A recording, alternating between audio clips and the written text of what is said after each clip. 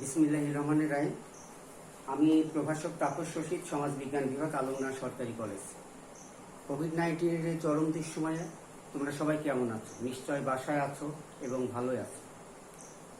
তোমাদের শ্রেণী কার্যক্রম ব্যাহত হওয়ার কারণে শিক্ষা মন্ত্রণালয় তোমাদের ক্ষতি পুষিয়ে নেওয়ার জন্য অনলাইন শিক্ষা কার্যক্রম শুরু করেছে। তারই ধারাবাহিকতায় আলমডাঙ্গা সরকারি কলেজের অনলাইন কার্যক্রম চলছে এবং আজকে আমি তোমাদের ক্লাস নিব সমাজ বিজ্ঞানের প্রথম পত্রের 7ম অধ্যায়। আজকের বিষয় সামাজিকীকরণ প্রক্রিয়া, দ্য প্রসেস অফ সোশ্যালাইজেশন। এটি সমাজ বিজ্ঞানের অত্যন্ত গুরুত্বপূর্ণ একটি প্রত্যয় এবং এই অধ্যায় থেকে পরীক্ষায় প্রতি বছরই প্রশ্ন আসে। সামাজিকীকরণ প্রক্রিয়াটা কি? আমরা যদি সহজ ভাষায় বলি, একজন ব্যক্তি সমাজে বসবাস করতে হলে তাকে সামাজিক মানুষ হিসাবে গড়ে ওঠার যে নিয়ম কানুনগুলো মেনে চলতে হয়, এইটি সামাজিকরণ প্রক্রিয়া। একটা শিশু যখন জন্মগ্রহণ করে তখন সে সামাজিক মানুষে পরিণত হয় না, অর্থাৎ জন্মগ্রহণ করার পরে তাকে ব্যক্তির সংস্পর্শে আসতে হয়। শুধু ব্যক্তির সংস্পর্শে আসলেই কি সে সামাজিক মানুষে পরিণত হয়? না, শুধু ব্যক্তির সংস্পর্শে আসলেই সে সামাজিক মানুষে পরিণত হয় না। সামাজিক মানুষে পরিণত হতে গেলে তাকে আরো কিছু জিনিসের সাথে মিশতে হয়, আরো কিছু নির্দিষ্ট বাহন আছে, নির্দিষ্ট মাধ্যম আছে, যার মাধ্যমে সে একজন পূর্ণাঙ্গ নাগরিক হিসাবে বেড়ে ওঠে। এখন দেখো, বিভিন্ন সমাজ বিজ্ঞানীরা সামাজিকীকরণ সম্পর্কে কি বলেছে। সমাজবিজ্ঞানী অগবার্ন এবং নিমকফ বলছে, socialisation is the process by which the individual learns to conform to norms of the group. Socialization is the process by which the individual learns to conform to norms of the group. যে পদ্ধতির মাধ্যমে ব্যক্তি দলের আদর্শ মেনে চলতে শেখে তাকে সামাজিকীকরণ বলে। সমাজবিজ্ঞানী কিংসলে ডেভিস কি বলছে? কিংসলে ডেভিস বলছে, একটা মানব শিশু যে প্রক্রিয়ায় পূর্ণাঙ্গ মানুষে পরিণত হয় অথবা সামাজিক মানুষে পরিণত হয়, সেই মানুষে পরিণত হওয়াটাকেই সামাজিকীকরণ প্রক্রিয়া বলে। সামাজিকীকরণ প্রক্রিয়া কি? একটা দীর্ঘমেয়াদী প্রক্রিয়া, অর্থাৎ একটা মানব শিশু জন্মগ্রহণ করার পরে মৃত্যুর আগ পর্যন্ত এই প্রক্রিয়া চলমান থাকে।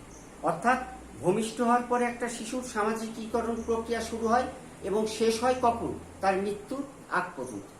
সামাজিকীকরণ প্রক্রিয়ার ক্ষেত্রে বিভিন্ন বাহন বা মাধ্যম বিভিন্নভাবে কাজ করে। অর্থাৎ একটা মানুষ সামাজিকীকরণের ক্ষেত্রে, সামাজিক মানুষ হিসাবে বেড়ে ওঠার ক্ষেত্রে কি কি বাহন বা কি কি মাধ্যম তার জীবনে প্রভাব ফেলে, কার মাধ্যমে সে সামাজিকীকরণের প্রক্রিয়াগুলো সম্পূর্ণ করে, এটা আমি আলোচনা করছি।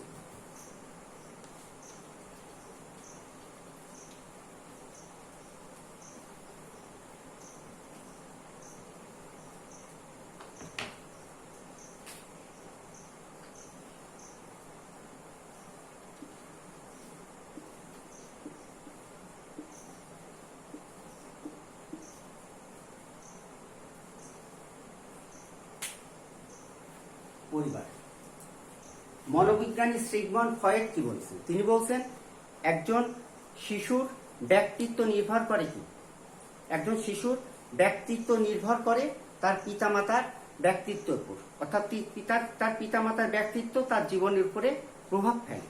দেখো, শিশুর পরিবার, এই যে পরিবারের কথা বলা হচ্ছে, সামাজিকীকরণ বা সোশ্যালাইজেশনের সবচেয়ে গুরুত্বপূর্ণ বাহন অথবা মাধ্যম হলো পরিবার। শিশু পরিবারে ভূমিষ্ঠ হয়, পরিবারে সে বড় হয়, পরিবারেই তার জীবনের প্রাথমিক সময়টা অতিবাহিত করে। এখন দেখো, পরিবারের শিশু সামাজিকরণের ক্ষেত্রে কোন কোন বিষয়গুলো সবচেয়ে গুরুত্বপূর্ণ।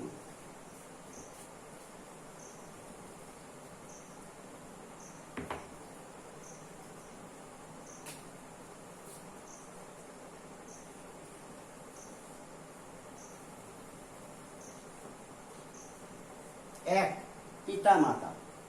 সামাজিকরণের ক্ষেত্রে শিশু পিতামাতার সাথে তাদের পিতামাতার সম্পর্ক কেমন, অর্থাৎ যে শিশু সামাজিকরণের যে পরিবারে জন্মগ্রহণ করেছে তার পিতামাতার পারস্পরিক সম্পর্ক কেমন, তাদের জীবনযাত্রা, তাদের চালচলন, তাদের কথাবার্তা শিশুর কিন্তু মানব জীবনে প্রভাব পড়ে। যদি পিতামাতা খারাপ আর নিজেদের ভিতরে দ্বন্দ্ব কলহে লিপ্ত থাকে, যদি পিতামাতা সব সময় সন্তানকে সময় না দিয়ে তারা নিজেদেরকে নিয়েই ব্যস্ত থাকে, তাহলে কি হয়? সেই প্রভাবটা সন্তানের উপর পড়ে। এখনকার আমরা বিভিন্ন জায়গায় দেখতে পাই যে তাদের সন্তানদের অভিভাবকরা সময় দিচ্ছে না। হয়তো পিতা এসে তার কাছে ব্যস্ত, মা তার কাছে ব্যস্ত, সন্তান কার কাছে যাবে? যার কারণে সন্তানের সোশ্যালাইজেশন বা সামাজিকীকরণ প্রক্রিয়াটা ঠিকমতো সম্পূর্ণ হচ্ছে না। এটা গেল 1 নম্বর বিষয়, যে পিতা মাতার সম্পর্কটা কেমন সে সংসারে। দ্বিতীয়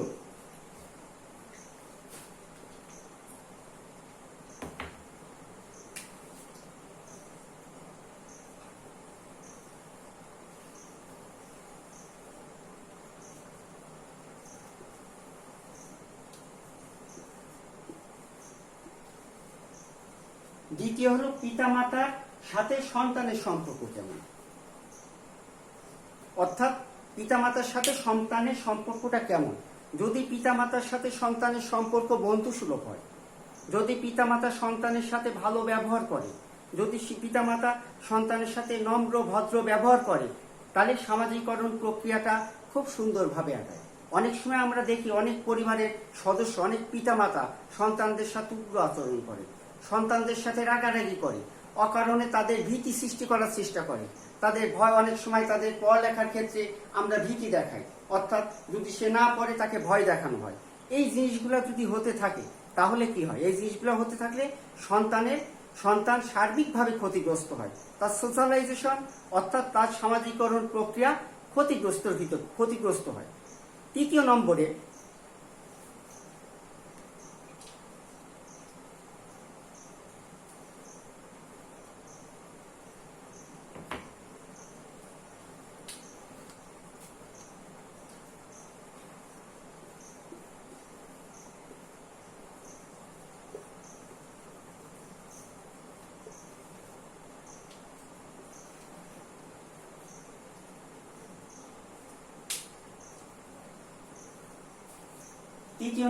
ভাই বোনের সাথে সম্পর্ক, অর্থাৎ পরিবারের যদি আরো ভাই বোন থাকে, এই ভাই বোনদের সাথে তাদের সম্পর্কটা কেমন।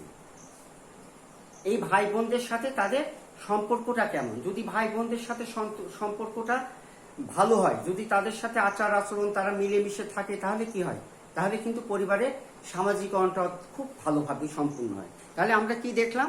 প্রথমে পিতামাতার সম্পর্ক কেমন, পিতামাতার সম্পর্ক কেমন। এরপরে কি দেখলাম? সন্তানের সাথে পিতামাতার সম্পর্ক কেমন। 3 নম্বরে আমরা কি দেখলাম? পরিবারে ভাই বোনদের ভিতরে সম্পর্ক কেমন।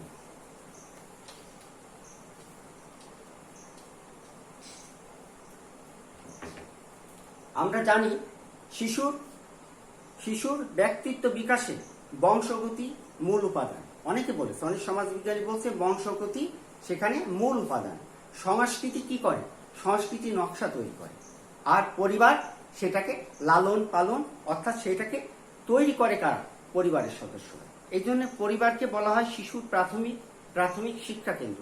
এখানেই কিন্তু একটা শিশু আস্তে আস্তে বেড়ে ওঠে, এবং এখানে যে শিক্ষাটা সে পায়, পরবর্তী যে প্রাতিষ্ঠানিক শিক্ষার ক্ষেত্রে এই শিক্ষাটা কিন্তু গুরুত্বপূর্ণ।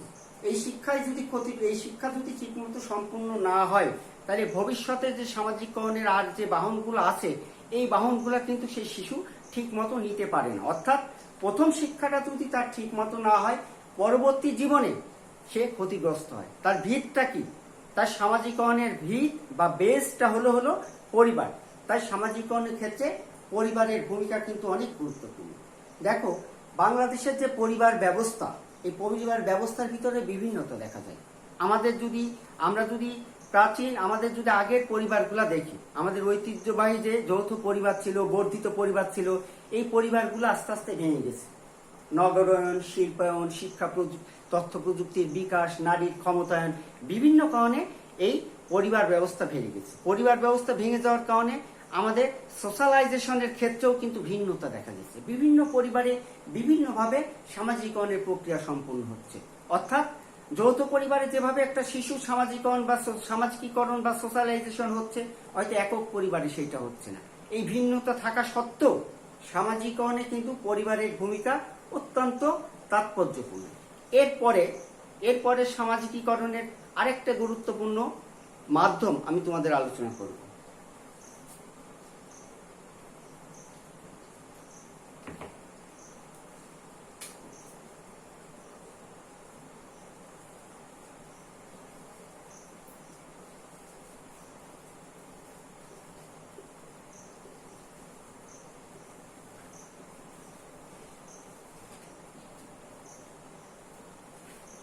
সেটা কি? শিক্ষা প্রতিষ্ঠান। দেখো, একটা শিশু পরিবারের থেকে প্রথম আনুষ্ঠানিক যে শিক্ষা শুরু হয় তার এই শিক্ষা প্রতিষ্ঠানে। পরিবারে সে ক্যাজুয়ালি থাকে, পরিবারে সে স্বাভাবিক একটা মানুষের মতো জীবনযাপন করে, কিন্তু শিক্ষা প্রতিষ্ঠানে যখনই সে ঢুকে তাকে একটা নিয়ম, তাকে একটা শৃঙ্খলার মধ্যে জীবনযাপন করতে হয়। অর্থাৎ নিয়মের মধ্যে তার জীবন প্রথম শুরু হয় এই শিক্ষা প্রতিষ্ঠানে। এই শিক্ষা প্রতিষ্ঠানের মাধ্যমে সে কিন্তু দেশপ্রেমে জাগ্রত হয়। শিক্ষা প্রতিষ্ঠানে প্রাত্যহিক সমাবেশ আছে, অ্যাসেম্বলি আছে, সেখানে সে জাতীয় পতাকাকে সম্মান জানাচ্ছে, সেখানে সে শপথ গ্রহণ করছে, সেখানে সে জাতীয় সঙ্গীত গাচ্ছে। এর মাধ্যমে কি হচ্ছে? তার দেশপ্রেম জাগ্রত হচ্ছে। শিক্ষা প্রতিষ্ঠানে শিক্ষক শিক্ষার্থীদের সাথে তার যে একটা পারস্পরিক সম্পর্ক গড়ে ওঠে, এই সম্পর্কটা কিন্তু শিক্ষা প্রতিষ্ঠান ছাড়া পরিবার থেকে গ্রহণ করা সম্ভব না।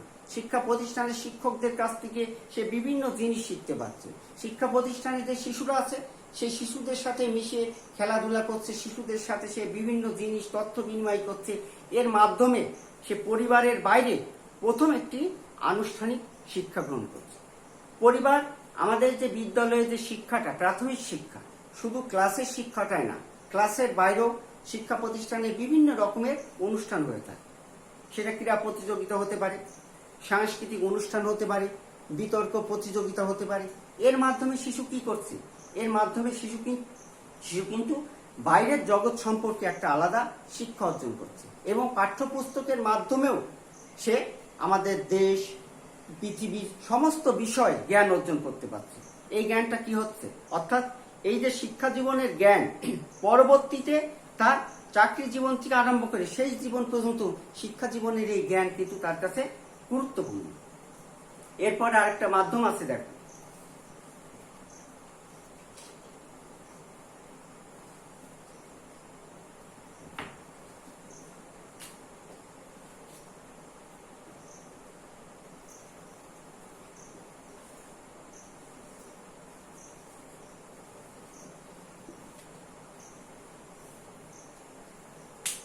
সঙ্গী দল।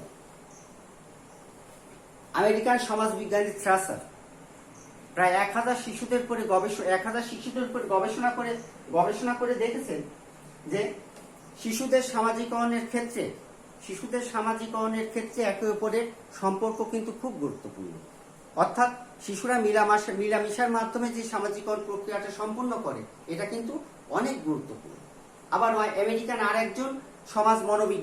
একজন মনোবিজ্ঞানী তিনি বলেছেন যে বস্তি এলাকায়, অর্থাৎ নিম্ন শ্রেণীর এলাকায় বসবাস করে যেসব জনগণ বসবাস করে, তাদের সন্তানদের যেভাবে সামাজিকীকরণ বা সোশ্যালাইজেশন হচ্ছে, সেটা কিন্তু উচ্চ স্তরের সন্তানদের হচ্ছে না। কারণ নিম্ন শ্রেণীর মহল্লায় যারা বসবাস করে তাদের সন্তানরা কি করছে? তাদের সন্তানরা বিভিন্ন পাড়া, মহল্লা, স্টেশন, রেল লাইন এগুলা জায়গায় বসবাস করছে। তাদের সোশ্যালাইজেশন, তাদের সামাজিকীকরণ প্রক্রিয়া আর ধনিক শ্রেণীর সন্তানদের সামাজিকীকরণ প্রক্রিয়ার ভিতরে অনেক পার্থক্য দেখা যাচ্ছে। সঙ্গী দল সামাজিকীকরণের ক্ষেত্রে এটা কিন্তু অনেক তাৎপর্যপূর্ণ। কারণ পরিবারের পরে বিদ্যালয়, এবং বিদ্যালয়ের পরে অবসর সময়ে আমাদের যারা শিশু, আমাদের যারা সন্তান, তারা তাদের সঙ্গীদের সাথে সময় কাটাচ্ছে, তারা খেলাধুলা করছে, তারা একসাথে গল্প গুজব করছে। খেলাধুলার ভিতরে তাদের খেলাধুলার সাথে সাথে তারা তাদের নেতৃত্ব গুণের প্রকাশ করছে। হয়তো কোনো খেলা হচ্ছে, একজনকে তারা ক্যাপ্টেন নির্বাচন করলো, যে ক্যাপ্টেন নির্বাচিত হলো তার অধীনে অন্যান্যরা খেলাধুলা করছে, ক্যাপ্টেনের নির্দেশ তারা মানছে, সেখানে তাদের নেতৃত্ব গুণ তৈরি হচ্ছে, এবং নেতৃত্ব মেনে নেওয়ার একটা শিক্ষা তারা সেখান থেকে পাচ্ছে। এই সাথে সাথে আমরা কি দেখছি? দেখছি যে আমেরিকান যে সমাজ বিজ্ঞানীর কথা বললাম, উনি বলেছে যে শিক্ষার্থীরা যে সঙ্গী দল যদি খারাপ হয়, সঙ্গী দল যদি আদর্শচ্যুত হয়, সেখানে অনেক সময় ভালো শিশুরাও খারাপ শিশুদের সংস্পর্শে এসে খারাপ হয়ে যাচ্ছে। এই জন্য সঙ্গী দলের ভূমিকা কিন্তু বেশ গুরুত্বপূর্ণ। বিশেষ করে আমাদের মতো তৃতীয় বিশ্বের দেশে আমাদের সামাজিক অবক্ষয়, নৈতিকতার অবক্ষয়ের কারণে আমাদের অভিভাবকরা অনেক সময় বাচ্চাদের এগুলা নিয়ে আমরা খুব ভয়ে থাকি যে আমার সন্তান কার সাথে মিশছে, ঠিক মতো মিশছে নাকি, যার সাথে মিশছে সে ভালো না খারাপ। এই জন্য সঙ্গী দল আমাদের সামাজিকরণের ক্ষেত্রে গুরুত্বপূর্ণ ভূমিকা পালন করে।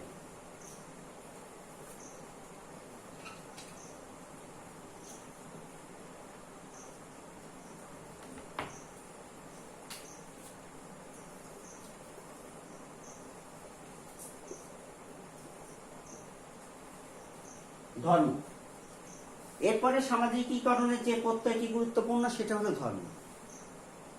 প্রাচীন কাল থেকেই সামাজিকরণের সবচেয়ে গুরুত্বপূর্ণ বাহন এই ধর্ম। প্রাচীন কাল থেকেই প্রতিটা মানুষের জীবনে সামাজিকরণের মাধ্যম হিসাবে ধর্ম কিন্তু গুরুত্বপূর্ণ ভূমিকা পালন করছে। বিশেষ করে আমাদের যে ভারতীয় উপমহাদেশের মানুষ আমরা অত্যন্ত ধর্মপ্রাণ, আমরা ধর্মকে খুব ভালোবাসি, শ্রদ্ধা করি। যার কারণে কি হচ্ছে, আমাদের পরিবারের যারা সন্তান তারা ধর্মীয় বিধিবিধান ঠিক মতো মেনে চলছে, ধর্মীয় আদর্শের পথে চলছে। যদি ধর্মীয় আদর্শ বিধিবিধান ঠিক মতো মেনে চলে, সেই ক্ষেত্রে কি হয়, সেই ক্ষেত্রে সামাজিকরণ প্রক্রিয়াটা খুব সহজ হয়। এবং ধর্মের সাথে থেকে সামাজিকরণ প্রক্রিয়া যত সহজে হয়, অন্যান্য মাধ্যমে এটা কিন্তু অনেক কঠিন। ধর্মীয় অনুশাসন, ধর্মীয় বিভিন্ন অনুষ্ঠানের মাধ্যমে আমাদের শিশুরা প্রভাবিত হচ্ছে। তারা ধর্মীয় আদর্শে আদর্শিত হয়ে তারা কিন্তু সামাজিকরণের প্রক্রিয়াটা সম্পূর্ণ করছে। সেই জন্য শুধু আমাদের মুসলিম অধ্যুষিত দেশ আমাদের এই বাংলাদেশ, সেই সাথে সাথে হিন্দু, খ্রিস্টান, বৌদ্ধ সমস্ত ধর্মের লোক আমরা একসাথে বসবাস করি। আমাদের দেশে অনেক সুন্দর ধর্মীয় সম্প্রীতি আমরা লক্ষ্য করি, যার কারণে ধর্মীয় অনুশাসন, ধর্মীয় সম্প্রীতি আমাদের সামাজিকরণের ক্ষেত্রে ভূমিকা রাখছে। এরপরে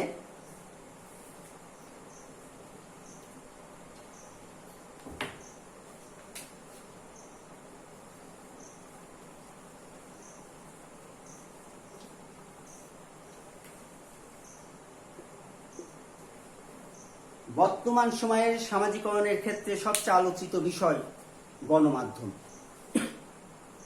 গণমাধ্যম এখনকার যুগে সবচেয়ে আলোচিত বিষয়। আমরা যদি আগের কথা চিন্তা করি, 80-র দশকে, 90-র দশকের কথা চিন্তা করি, তখন দৈনিক পত্রিকা বের হতো হাতে গোনা। সবাই কিন্তু ঠিকমতো পত্রিকা পড়ার সুযোগ পেত না। তখন বিদ্যুতের এই রকম ব্যবহার ছিল না, গ্রামে গ্রামে বিদ্যুৎ ছিল না, যার কারণে আমরা টিভি রেডিও এগুলা ঠিক মতো ব্যবহার করতে পারিনি। ইদানিংকালে বাংলাদেশের প্রতিটা গ্রাম এখন বিদ্যুতের আলোয় আলোকিত, যার কারণে কি হচ্ছে, শুধু জাতীয় দৈনিক না, স্থানীয়ভাবেও পত্রিকা বের হচ্ছে। দেখো, গণমাধ্যম মূলত দুই প্রকারের, একটা হলো প্রিন্ট মিডিয়া, একটা হলো ইলেকট্রনিক মিডিয়া।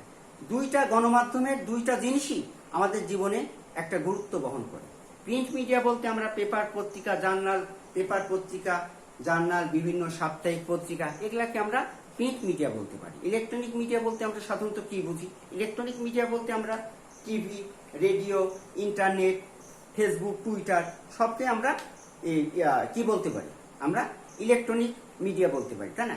এই দুইটা মিডিয়া মানুষকে সামাজিকরণের ক্ষেত্রে উদ্বুদ্ধ করছে, সামাজিকরণের ক্ষেত্রে গুরুত্বপূর্ণ ভূমিকা পালন করছে এই গণমাধ্যম।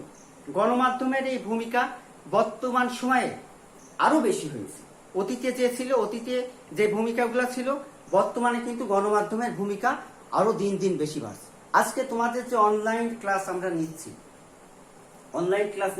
এটাও কিন্তু গণমাধ্যমের একটা ভূমিকা। অনলাইন অনেক ক্লাস লাইভ হয়, সেখানে তোমরা প্রশ্ন করতে পারো, উত্তর দিতে পারো, তাই না? গণমাধ্যমের এই ব্যবহারের ফলে কিন্তু আজকে অনলাইন ক্লাসে তোমরা অংশগ্রহণ করতে পারছো, তাই না? অনলাইনের এই যে ক্লাস, এটাও কিন্তু গণমাধ্যমের ভূমিকা। তাই গণমাধ্যম মানুষের সামাজিকরণের ক্ষেত্রে ভূমিকা রাখছে, এবং যত দিন যাচ্ছে গণমাধ্যমের কিন্তু এই ভূমিকা আস্তে আস্তে বৃদ্ধি পাচ্ছে।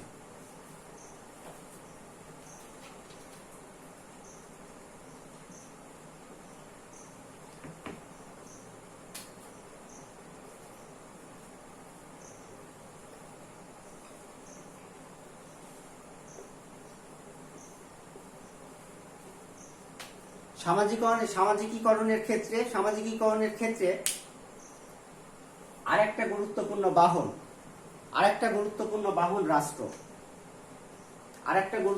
বাহন রাষ্ট্র। এই রাষ্ট্র কিভাবে ব্যক্তির সামাজিকরণ প্রক্রিয়া সম্পূর্ণ করে? রাষ্ট্রকে আমরা অনেক সময় কর্তৃত্ববাদী বলতে পারি, অর্থাৎ ব্যক্তিকে সামাজিকরণের ক্ষেত্রে অনেক ক্ষেত্রে রাষ্ট্র বাধ্য করে তাকে সামাজিকরণ করতে।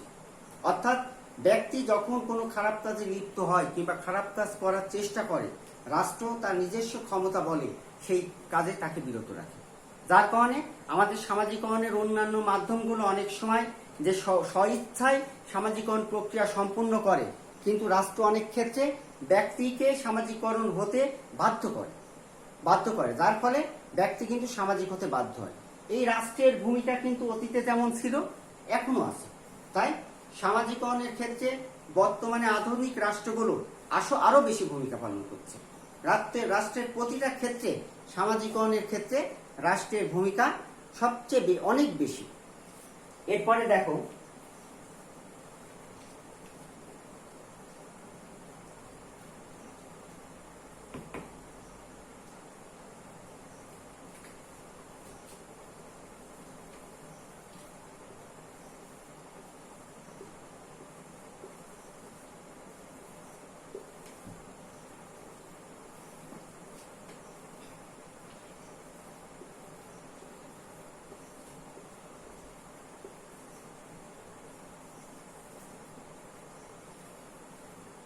সামাজিকীকরণের ক্ষেত্রে আরেকটি গুরুত্বপূর্ণ বাহন আত্মীয় স্বজন এবং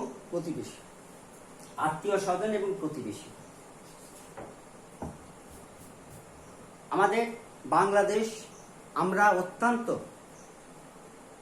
বন্ধুবৎসল। আমরা আত্মীয় স্বজন, পাড়া প্রতিবেশীদের সাথে একসাথে মিলেমিশে থাকতে পছন্দ করি।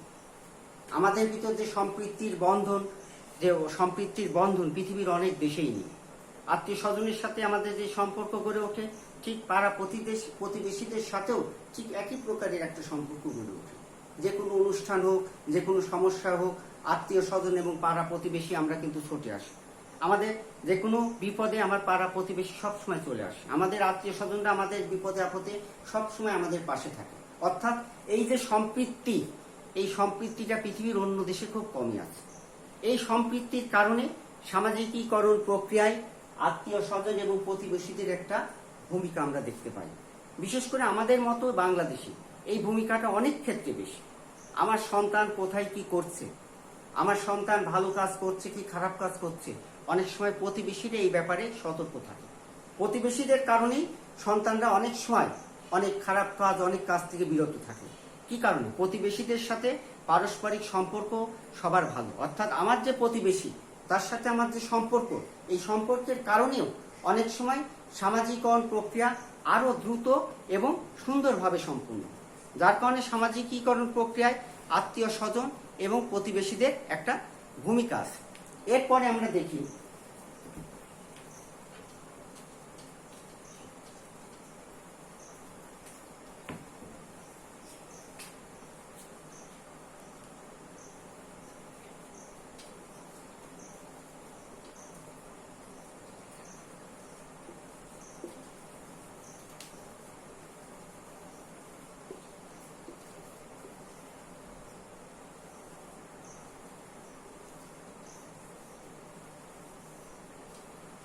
বিনোদনমূলক অনুষ্ঠান। দেখো, সামাজিকীকরণ এমন একটা প্রক্রিয়া, এর বিভিন্ন বাহন আছে। আমরা আজকে আলোচনা করছি কিছু গুরুত্বপূর্ণ বাহন, এর বাইরেও কিন্তু বিভিন্ন বাহন আছে। সেই বাহন অর্থাৎ প্রতিটা ক্ষেত্রে অনেক জায়গায় সামাজিকরণ প্রক্রিয়া অনেক ক্ষেত্রে মানুষের কাজে লাগতে পারে। যেমন এর ভিতরে ছোট্ট একটা বাহনের কথা বলি, বিনোদনমূলক অনুষ্ঠান। বিনোদনমূলক অনুষ্ঠান বলতে কি বোঝাচ্ছে আমরা? বিনোদনমূলক অনুষ্ঠান বলতে বিভিন্ন গান, বিভিন্ন নাটক হতে পারে, খেলাধুলার মাধ্যমে হতে পারে, সাহিত্য পাঠের আসর হতে পারে। এর মাধ্যমে কি হয়? এর মাধ্যমে একজন ব্যক্তি সামাজিকরণ প্রক্রিয়া সম্পূর্ণ হয়। এই অনুষ্ঠানের মাধ্যমে ব্যক্তি জ্ঞান অর্জন করে। তার জীবনের অনেক জিনিস এর মাধ্যমে সে দেখতে পারে। অর্থাৎ তার জীবনের ছবি এই বিনোদনমূলক অনুষ্ঠানের মাধ্যমে সে দেখতে পারে।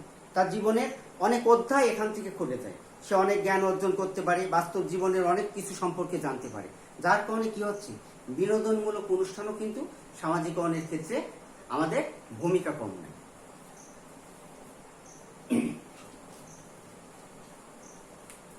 প্রিয় শিক্ষার্থীরা, সামাজিকরণের যে বাহনগুলো নিয়ে এখন আমি তোমাদের সামনে আলোচনা করলাম, এগুলা মূলত সামাজিকরণের মূল বাহন।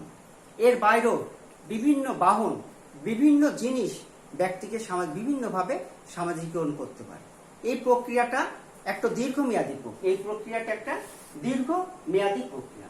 দেখো, আমাদের সুস্থ শরীর এবং সুস্থভাবে বেঁচে থাকার জন্য কি দরকার? Carbohydrate, protein, fat, vitamin, mineral, water, এই বিষয়গুলা কি আমাদের শরীর গঠনের জন্য দরকার, যেটাকে বলা হয় ব্যালেন্স ফুড। এই ব্যালেন্স ফুড কি করে? এই ব্যালেন্স ফুড একটা ব্যালেন্স ম্যান তৈরি করে। ঠিক সামাজিকরণ প্রক্রিয়াও ঠিক একই রকম একটা ব্যালেন্স ফুডের মতো। আমার পরিবারের সামাজিকরণ প্রক্রিয়া ঠিক মতো হলো, আমি পারিবারিক শিক্ষা ঠিক মতো পেলাম, কিন্তু ওই অন্যান্য প্রক্রিয়াগুলা আমার জীবনে ঠিক মতো কার্যকর হলো না। সেই ক্ষেত্রে কি হবে? সেই ক্ষেত্রে সামাজিকরণ প্রক্রিয়া সম্পূর্ণ হবে না। আমার জীবনে সামাজিক বিচ্যুতি ঘটতে পারে, আমি অপরাধ করতে পারি। অর্থাৎ সামাজিকীকরণ এমন একটা প্রক্রিয়া যেখানে কোনো ব্যক্তি সমাজের আদর্শ, রীতিনীতি, নিয়ম, প্রথা এগুলা মেনে চলবে। এর মাধ্যমে সমাজ অর্জিত, সমাজ কাঙ্ক্ষিত আচরণ করবে। এই সমাজকাঙ্ক্ষিত আচরণের মাধ্যমে সে সমাজস্থ মানুষ হিসাবে গড়ে উঠবে। সমাজস্থ মানুষ হিসাবে গড়ে ওঠার ফলে কি হবে? সমাজে সে তার মূল্যায়নটা পাবে এবং সুস্থ মানুষ হিসাবে সে বেঁচে ওঠার সাথে সাথে সে সমাজের একটি আদর্শ নাগরিক হিসাবে বেড়ে উঠবে এবং রাষ্ট্রের, আমাদের সমাজের একটি সম্পদে সে পরিণত হবে। প্রিয় শিক্ষার্থীরা, সামাজিকরণ প্রক্রিয়া একটা দীর্ঘমেয়াদী প্রক্রিয়া। এই প্রক্রিয়া কি করে? ওই প্রক্রিয়া অনেকটা চলন্ত ট্রেনের মতো। অর্থাৎ তুমি এই ট্রেনে উঠবা, উঠার পরে এই প্রক্রিয়া চলমান থাকবে। এই প্রক্রিয়া চলমান থাকবে সবসময়, তাই না? মৃত্যুর আগ পর্যন্ত এই প্রক্রিয়া মানুষের জীবনে চলমান থাকবে। তাহলে আমরা আজকের যে তোমাদের আলোচনার বিষয় ছিল যে সামাজিকীকরণ প্রক্রিয়া কি, তাই না? সামাজিকীকরণ প্রক্রিয়া কি, সামাজিকীকরণ প্রক্রিয়ার বাহন সমূহ কি। আজকে তোমাদের আলোচনা করা হলো সামাজিকীকরণ প্রক্রিয়া কি, সামাজিকীকরণ প্রক্রিয়ার বাহন সমূহ কি এবং তাদের ভূমিকা কি। আজকে আমি খুব সংক্ষিপ্তভাবে সহজ ভাষায় তোমাদের বোঝানোর চেষ্টা করেছি যে সামাজিকরণের যে মাধ্যমগুলো আছে, এই মাধ্যমগুলো আমাদের কিভাবে সামাজিক মানুষ হিসাবে গড়ে তুলতে সাহায্য করে। প্রিয় শিক্ষার্থীরা, আজকের ক্লাসে তোমাদের যেটুকু আমি শেখানোর চেষ্টা করলাম, তোমরা বাসায় পাঠ্য বই দেখে এর সাথে মিলিয়ে নিবা এবং সামাজিকরণের যে অধ্যায়টা আছে এই অধ্যায়টা বাসায় ভালো করে পড়াশোনা করবে। ধন্যবাদ সবাই।